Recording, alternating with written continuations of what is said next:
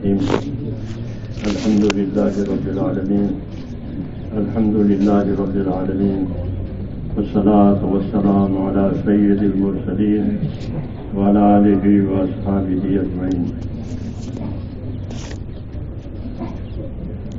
بزرگوں اور پیارے بھائیوں، کتابوں میں علماء کرام نے یہ لکھا ہے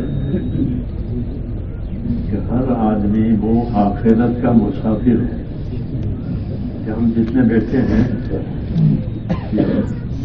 ہم آخرت کے مسافر ہیں یہاں. اس لیے وہ اپنی زندگی کے گاڑی پر سوار ہے اور گاڑی روز جا رہی ہے. رات ہوئی، دن ہوا، پھر رات ہوئی، رات اور دن گزرتے ہیں جیسے اسٹیشن گزرتے ہیں. پھر اپنا اسٹیشن آئے گا تو وہ اپنے گھر تک کا گاڑی ہوگا، وہ بیٹھ کے کرے گا کیا؟ اس کا وقت بھی پورا ہو گیا تو وہ اپنی گاڑی سے اتر جائے گا اپنی جگہ پر. بس اب وہ وہیں رہے گا، اس کا وطن آ گیا. تو یہ بات کہی ہے کہ ہر آدمی وہ آخرت کی طرف مسافر ہے، اپنی آخرت میں جا رہا ہے. سمجھدار وہ ہے جو اپنی آخرت کی تیاری کرے. مجھے وہاں جانا ہے، مجھے وہاں رہنا ہے، وہاں بھی میری ضرورتیں ہوگی جیسے یہاں ضرورتیں. سفر میں ضرورتیں ہوتی ہیں، سفر کی ضرورتیں تھوڑی ہوتی ہے کیونکہ سفر میں تھوڑا رہنا ہے. اسٹیشن پر کوئی رہے گا تو چند گھنٹے کے لیے رہے گا، کہیں گیا ہے باہر تو چند دنوں کے لیے رہے گا، لیکن اپنی جگہ پر تو پورا ہی رہے گا. تو ایسے ہی ہر آدمی مسافر ہے، اپنی آخرت کی طرف جا رہا ہے، سفر میں ہے.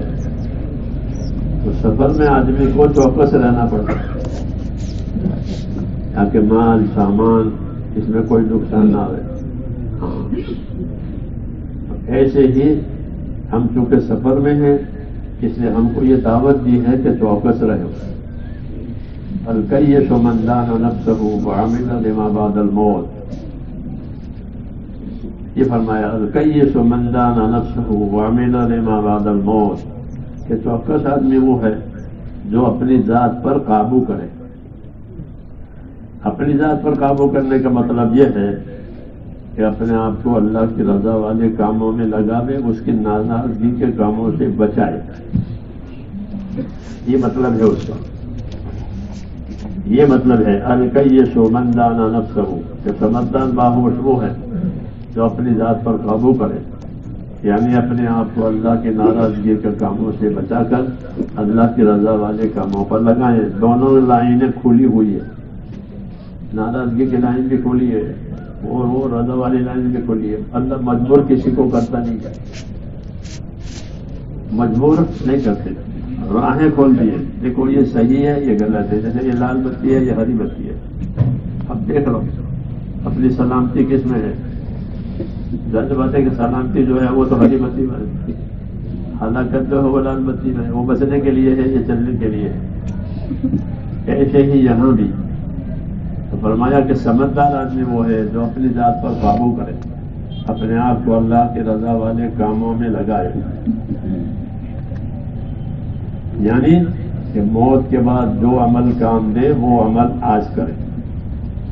یہ مطلب ہے قابو کرنے کا، کہ موت کے بعد کام آنے والا عمل وہ آج کر لے.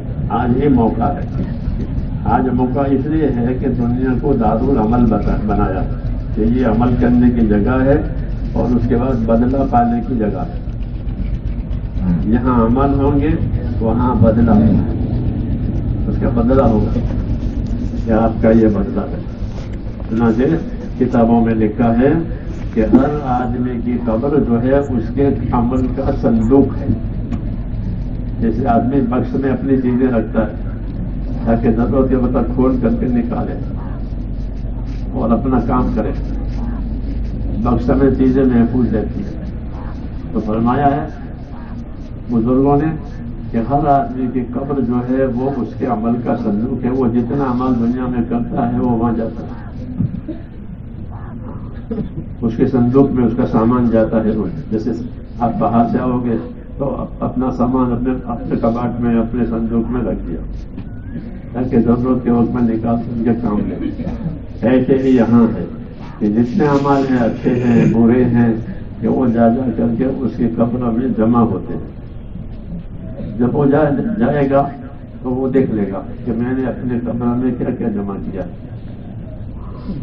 القبر صندوق و دمن والموت یاتی بغتۃ جو کہا کہ ہر آدمی کی قبر وہ اس کے عمل کا صندوق ہے, بخش ہے. اور موت جو ہے وہ ہر آدمی کے اچانک آئی. وہ آپ سے وقت نہیں مانگے گی کہ میں کس وقت میں آؤں اور فلاں وقت میں آنا نہیں. وہ تو اچانک ہے, کسی کو خبر نہیں ہے. یہ اس لیے ہے تاکہ ہر آدمی اپنی زندگی عمل والی بنا لے. وہی اصل ہے. یہاں دنیا میں جتنے اسباب ہیں وہ سب غافل کرنے والے ہیں. اسباب کی تاثیر ہی یہی ہے. اسباب کی تاثیر ہی یہی ہے کہ آدمی تو اس کے اسباب اللہ سے غافل کرتے ہیں. جس کام کے لیے آیا تھا وہ کام رہ جاتا ہے, جو نہیں کرنے میں وہ کام کر کے چلا جاتا ہے. اس کو کہتے ہیں دھوکہ. دھوکہ ہو گیا, بھول ہو گئی. جو کام کی چیز تھی وہ لی نہیں, اور جو نہیں تھی وہ آ گئی. کوئی فائدہ نہیں ہوا. اس لیے یہ بات بتائی گئی کہ اپنے آپ کو دھوکے سے بچاوے. دھوکے سے ایک بچانے کا مطلب ایک یہ بھی ہے دھوکہ وہ کھائے گا جو باقی رہنے والی چیز اس کے ہاتھ سے چھوٹ جائے, وہ فنا ہونے والی چیز لے لے. تو یہ اسے دھوکہ کھایا ہے. ہمارے بزرگوں میں ایک بزرگ گزرے ہیں, شیخ سعدی رحمۃ اللہ علیہ. ان کے پاس ایسی حکمت کی باتیں فرماتے تھے کہ جب میں چھوٹا تھا تو میرے ابا نے میرے لیے ایک انگوٹھی بنائی, قیمتی انگوٹھی. اپنے باپ کے بیٹے تھے, شاید ایک ہی بیٹے تھے. باپ کا بھی جلدی انتقال ہو گیا تھا. تو وہ انگوٹھی میرے ہاتھ میں. تو میں جا رہا تھا, ایک دن ایک آدمی کھجور بیچ رہا تھا. تو اس نے میرے ہاتھ میں انگوٹھی دیکھی تو مجھ کو بڑھایا اور کہا کہ یہ کھاؤ گے کھجور؟ کہاں بچہ ہے نا, کھانا کھیلنا بچپن دو کام ہوتے, کھانا کھیلنا. بس لہو لوٹ ہاں کھیلو. وہ انگوٹھی مجھ کو دے دو. یہ کہا کہ وہ انگوٹھی مجھے دے دو, یہ کھجور دے دو. میں نے کھجور لے کر کے انگوٹھی دے دی. یہ دھوکے کی مثال دی کہ باقی رہنے والی چیز, قیمتی رہنے والی چیز تو دے دی اور میٹھی لگنے والی دے دی.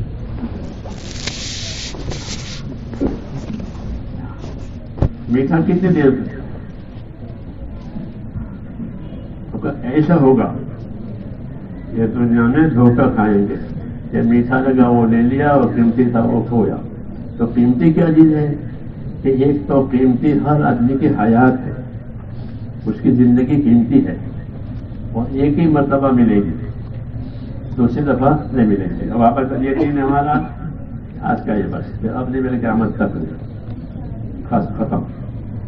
یہ قیمتی ہے اور ایک ہی مرتبہ ملتی ہے, دوسری دفعہ نہیں ملتی. اس نے کہا کہ اس کو میٹھے میں پھیکے میں نہیں لگا دینا, بلکہ اس سے مقصد زندگی حاصل کرنا ہے. زندگی سے زندگی کا مقصد حاصل کرو. زندگی کا مزہ نہیں, بلکہ مریض کی طرح, مریض مزہ کی طرف نہیں جاتا. کڑوی دوا ہو, مہنگی دوا ہو, کھاتا ہے. جی ہاں, پیسے دے کے کھاتا ہے.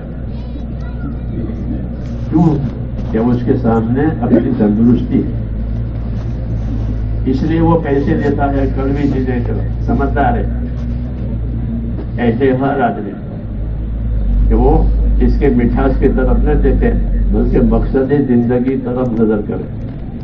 حدیث شریف میں ہے کہ دنیا ہری بھری ہے, میٹھی ہے, ہر ایک کے لیے ہری بھری اور میٹھی ہے. چوری کر کے مان لیا ہے اور چوری کے مان سے مٹھائی خریدی ہے تو وہ مٹھائی چور کو میٹھی لگے گی. یہ نہیں کہ حرام مال کی ہے تو کڑوی ہو جائے گی، ایسا ہے. اس کو تو میٹھی لگے گی. لی ہے حرام سے، چوری سے، رشوت سے. اور جس نے حلال طریقے سے لیے پسینے سے کما کر اس کو بھی میٹھی لگے گی، دونوں کو. تو حضور فرماتے ہیں دنیا ہری بھری اور میٹھی ہے، جیسے لوگ اس کے مٹھاس کو دیکھتے ہیں. میٹھی ہے، ملے حرام سے ملے، حلال سے ملے. حالانکہ یہ طریقہ صحیح نہیں ہے. جانور کا طریقہ ہے کہ جانور کو جو چیز اچھی لگے وہ کھاتا ہے، ورنہ سونگ کر کے چھوڑ دیتا ہے. چاہے وہ اچھی کھانے میں پیچھے سے کوئی مارے تو بھی کھائے گا. مار کھاتا ہے اور وہ بھی کھاتا ہے. تو یہ زندگی جانوروں کی زندگی ہے. اس لیے ہم کو اللہ تعالیٰ نے میرے دوستوں جانوروں کی زندگی سے نکال کر کے نبیوں کی اور نیکوں کی زندگی دی ہے. حیاتاً طیبہ، پاک زندگی دی ہے، پاک زندگی دی ہے. من عمل صالحا من ذکر و انثى وهو مؤمن فلنحيينه حیاتاً طیبہ، کہ جو لوگ ایمان لائیں گے، نیک اعمال کریں گے، ہم ان کو دنیا میں جینے کے لیے پاک زندگی دیں گے. ان کی زندگیاں پاک ہوگی، پریشانیوں سے پاک ہوگی، آفتوں سے پاک ہوگی. جی ہاں، جتنی چیزوں سے پریشان کی ان کی پاک ہوگی. ان کی زندگیوں میں چین ہوگا، ان کے اسباب میں برکت ہوگی، ان کی دعاؤں میں قبولیت ہوگی. یہ پاک زندگی کی نشانیاں ہیں کہ ان میں آپس میں محبتیں ہوگی، ان کے اسباب میں برکتیں ہوگی، ان کی دعاؤں میں قبولیت ہوگی. ان کی زندگیاں چین سے گزرے گی. کوئی مشکل آ گئی تو یہ دعا مانگے گا تو دعا اللہ قبول کرے، کیونکہ زندگی پاک ہے. اس نے کہا کہ جو ایمان لا کر وہ نیک عمل کریں گے ان کو دنیا میں جینے کے لیے پاک زندگی دیں گے. حیاتاً طیبہ، یہ تو زندگی ہے جو پاک ہو جائے گی. اور موت ہے تو پھر موت آئی تو کہ موت کے بعد تو اس سے بھی زیادہ بہتری ملے گی. اس لیے کہ اصل بہتری تو موت کے بعد بھی ہے. اصل بہتری تو موت کے بعد ہے، اصل برائی موت کے بعد ہے. وَلَنُحْيِيَنَّهُ حَيَاتًا طَيِّبَةً، اور جینے کے لیے پاک زندگی دیں گے. وَلَنَجْزِيَنَّهُمْ أَجْرًا بِأَحْسَنِ مَا كَانُوا يَعْمَلُونَ، اور جو انہوں نے اعمال کیے ہیں پاک زندگی میں اس کا اجر تو ہم بہت اچھا بنا کر دیتے ہیں. اللہ تعالیٰ اجر و ثواب بڑا کر کے دیتے ہیں، کیونکہ اللہ بیپاری نہیں ہے کہ تول کے دے، گن کے دے. بیپاری تولے گا، گنے گا، اپنا نفع دیکھے گا. جی ہاں، اللہ ایسا نہیں ہے کہ اللہ اپنا نفع دیکھے، بلکہ اللہ تو بندوں کا نفع دیکھتا ہے کہ ہمارے بندوں کا نفع ہو جائے. اس لیے اللہ تعالیٰ نے ہم کو میرے دوستوں ان نیک کاموں کا اجر دیا ہے، اور وہ اجر و ثواب اللہ بڑا کر دیتے ہیں، ناپ توڑ کر کے نہیں دیتے. وَإِن تَكُ حَسَنَةً يُضَاعِفْهَا وَيُؤْتِ مِن لَّدُنْهُ أَجْرًا عَظِيمًا، کہ اگر ایک نیکی ہوگی تو ہم ایک نیکی کو بڑھا دیں گے. اللہ کے جیسا ایک گوٹلی ڈالی تھی تو اللہ نے اس کو بڑھا کر درخت بنا دیا زمین میں، وہ ہر سال پھل دیتا ہے. کھجور کی کوٹلی ڈالی تو وہ ہر سال کھجور دے گی، آم کی کوٹلی ڈالی تو وہ ہر سال آم دے گی. ایک کوٹلی. یہ کہا کہ ایک نیکی ہوگی تو وہ ایک نیکی نہیں ہوگی، اس کو بڑا کر دیں گے، کیونکہ آخرت دینے کے لیے ہے. آخرت جس کو دیں گے اس کو دیتے رہیں گے، جس کو محروم کریں گے وہ محروم ہی رہیں گے. آخرت ایسا یا ادھر یا ادھر، یہاں نہیں. یہاں تو بین ہے، کچھ ملتا بھی ہے، کچھ جاتا بھی ہے، کوئی کوٹ بھی آتے ہیں، دفعہ یوں گزارا ہو جاتا ہے. وہاں ایسا نہیں ہے. ربح من ربح وخسر من خسر، جس نے نفع اٹھایا وہ تو نفع اٹھاتا رہے گا، اور جو کھوٹ میں اترا وہ کھوٹ میں اترا. ہاں، وہاں کوئی اپیل نہیں ہے، وہاں کوئی تدبیر نہیں ہے، کچھ نہیں. اس لیے رسول صلی اللہ علیہ وسلم نے یہ بات فرمائی ہے کہ الکیس من دان نفسہ وعمل لما بعد الموت، کہ سمجھدار آدمی وہ ہے جو اپنی ذات پر قابو کرے اور موت کے بعد کام آنے والا کام آج کر دے. موت کے بعد کام آنے والی چیز ایک تو ایمان ہے، لا الہ الا اللہ. حدیثوں میں ہے کہ لا الہ الا اللہ کثرت سے پڑھا کرو، اپنی زبانوں کو اس کا عادی بنانا چاہیے تاکہ مرتے وقت یہ آسان ہو جائے۔ عیسیٰ علیہ السلام فرماتے تھے کہ محمد صلی اللہ علیہ وسلم کے اعمال میں وزن ہے، کیونکہ ان کی زندگیاں اس کلمے کے ساتھ عادی ہیں۔ تو کلمہ کثرت سے پڑھا کرے، یہ کلمہ اللہ تعالیٰ کا ذکر بھی ہے اور اللہ کے تعلق کا کلمہ ہے۔ حدیثوں میں ہے کہ کلمہ لا الہ الا اللہ کثرت سے پڑھا کرو، اٹھتے بیٹھتے، اوپر چڑھے تو اللہ اکبر، نیچے اترے تو سبحان اللہ، اور عام حالت میں لا الہ الا اللہ۔ حکم ہے کہ میرا ذکر کثرت سے کرو، مجھے کثرت سے یاد کرو تاکہ تم کامیاب ہو جاؤ۔ تو ہم کو ایک تو یاد کرنے کی دعوت دی ہے زندگی پاک بنانے کے لیے، دوسرا عبادت کی دعوت دی ہے کہ عبادت کا اہتمام کرو۔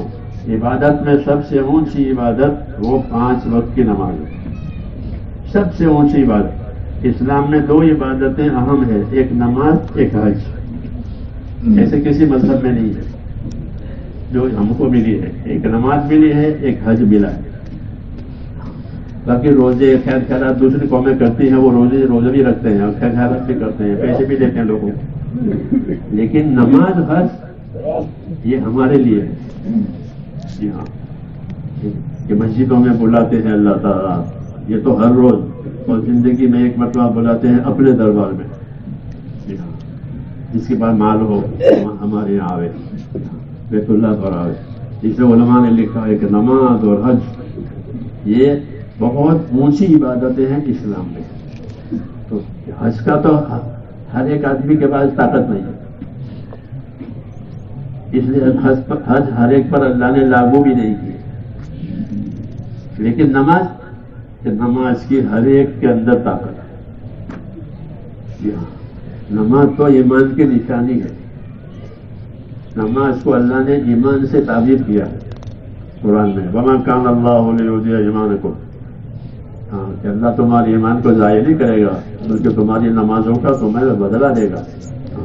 تو نماز ایمان ہے، اس لیے کرنے کے کاموں میں لا الہ الا اللہ کی کثرت کرنا اور نمازوں کا اہتمام کرنا، نمازوں کا اہتمام کرنا، پابندی کے ساتھ نماز پڑھنا، کہ نماز جتنی اچھی ہوگی زندگی اچھی ہوگی اور آخرت بھی اچھی ہوگی۔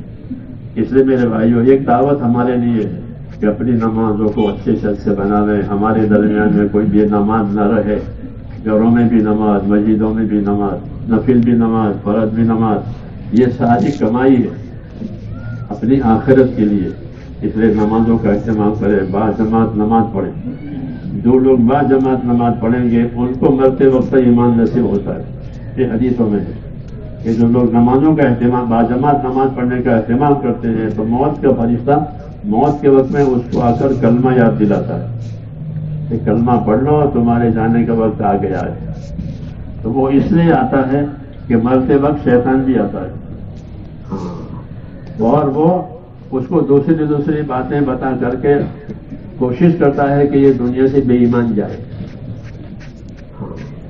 جیسے بارڈر ہوتے ہیں، ملک کے بارڈر پر مسافروں کو وہ لوگ پریشان کرتے ہیں۔ جی ہاں، تو یہ بارڈر ہوگا، یہاں سے یہاں جا رہا ہے، تو شیطان اس کو پریشان کرتا ہے کہ دیکھو تیرا اللہ نے تیری سنی نہیں، تیرے چھوٹے چھوٹے بچے ہیں، تجھے اللہ نے موت دے دی، تیرے اللہ نے تیرا کیا کام کیا؟